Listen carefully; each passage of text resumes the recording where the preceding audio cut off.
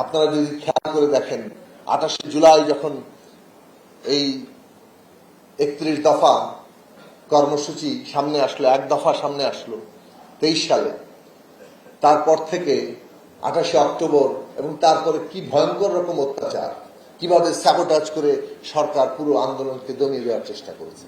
কিন্তু এই যে 7ই জানুয়ারি যে নির্বাচন করেছে, ঢাকা শহরে একটি মানুষও কিন্তু নির্বাচন কেন্দ্রে যায় না। এই সবগুলো কিন্তু অভিজ্ঞতা। কিন্তু আমরা একটা জিনিস বুঝতে পারছিলাম যে এই দেশের কতগুলো ট্র্যাডিশন আছে, যতক্ষণ না ছাত্ররা নেমে যায় ততক্ষণ পর্যন্ত পুরো জনগোষ্ঠী একটা জিনিসের মধ্যে নামার জায়গাটা তখনও তৈরি হয় না। কারণ ছাত্ররা আমাদের সন্তান, এবং যখন ছাত্রের বুকে গুলি লাগে এই দেশের মানুষ বসে থাকে না। এটা 69 সালে হয় নাই, 90 সালেও হয় নাই, এবং আরো নানান খণ্ড খণ্ড ইতিহাসে 52 সালের কথা আমরা আরো পেছনেও যেতে পারি, মাঝেও থাকতে পারি। তো এর জায়গাটা এই যখন কোটা সংস্কার আন্দোলনের ধারাবাহিকতায় জুন মাস থেকে আন্দোলন শুরু হলো, যখন সরকার আবার কোটা বহাল করতে চাইল, সেই আন্দোলন কিন্তু তখনও কোটায় সীমাবদ্ধ। কিন্তু যেই মাত্র এর উপরে আক্রমণ করলো, প্রথমে রাজাকারের নাতিপুতি বলে, তারপরের দিন যখন ছেলেমেয়েরা বেরিয়ে আসলো, এবং তারপরে যে হামলা, এবং কি ঢাকা মেডিকেল কলেজে ঢুকে যেভাবে অত্যাচার করা হলো, এবং তারপর দিন ইতিহাস সৃষ্টি হলো যখন আবু সাইদ রংপুরে, ওয়াসিম চট্টগ্রামে তারা নিজেদের জীবন উৎসর্গ করলেন অসাধারণ বীরত্ব নিয়ে, তখন এই স্বৈরাচার ফ্যাসিবাদ যে ভয়ের রাজত্বটা তৈরি করেছিল সেটা ভেঙে গেল। শুধু ওইটা ভাঙে নাই ভয়ের রাজত্ব, এই সারা বাংলাদেশের মানুষ যারা ন্যায়ের পক্ষে থাকতে চান তারা এক সুতায় গেঁথে গেলেন। এবং 17 তারিখ গায়েবানা জানাজা পড়তে দেওয়া হলো না ঠিকঠাক মতো। 18 তারিখে মানে রাত্রের হোলি খেললো তারা, প্রায় 100-র উপরে মানুষকে হত্যা করেছে সে 18 তারিখে। এবং ওই দিনই লেখা হয়ে গেছে এই সরকার আর টিকতে পারে না।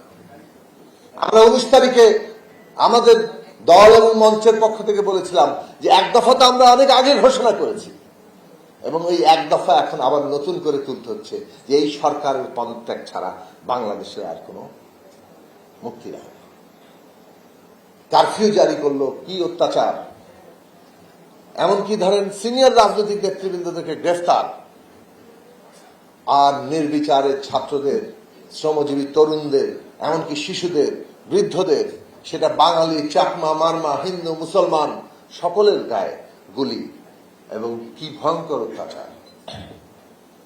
30,000-এর মতো আহত। অনেক আহতদের দিকে এখন তাকানোই যায় না।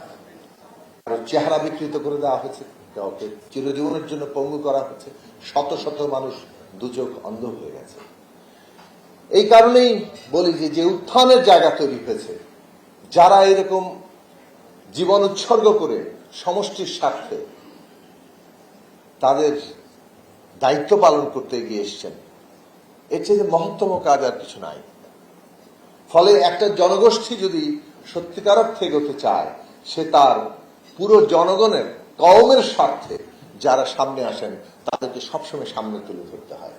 এই দীর্ঘ সংগ্রামে যারা গুম, খুন, হত্যার শিকার হয়েছেন এবং সবশেষে জুলাইয়ে শাহাদাত বরণ করেছেন, তারা প্রত্যেকেই আমাদের কওমের স্বার্থে, আমাদের জনগোষ্ঠীর স্বার্থে লড়াই করেছেন।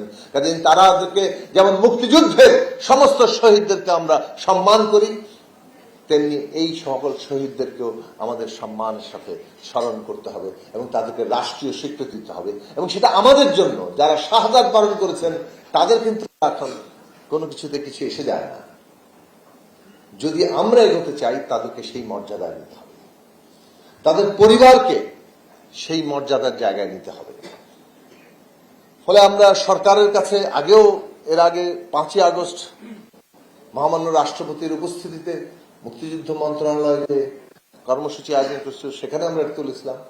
মাননীয় প্রধানমন্ত্রী পরিষ্কার করে বলেছেন জুলাই আন্দোলন জনগণের, এবং সেই জনগণের যে উত্থান, সেখানে যারা অবদান রেখেছেন প্রত্যেকের স্বীকৃতি, প্রত্যেকের জন্য যে রাষ্ট্রের দায়িত্ব সেটা পালন করাই সরকারের কমিটমেন্ট। সেটাকে কার্যকর করতে হবে।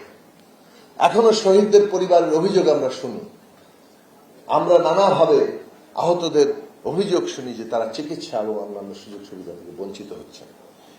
আমরা মুক্তিযোদ্ধা মন্ত্রণালয়কে বলেছি, আহ্বান জানিয়েছি যে আগামী 5ই আগস্ট তৃতীয় বর্ষপূর্তিতে বর্তমান সরকার যেহেতু দায়িত্ব নিয়েছে, একটি অভিযোগও যাতে না থাকে এবং সেই রকম ভাবেই আমাদের কাজ করা উচিত।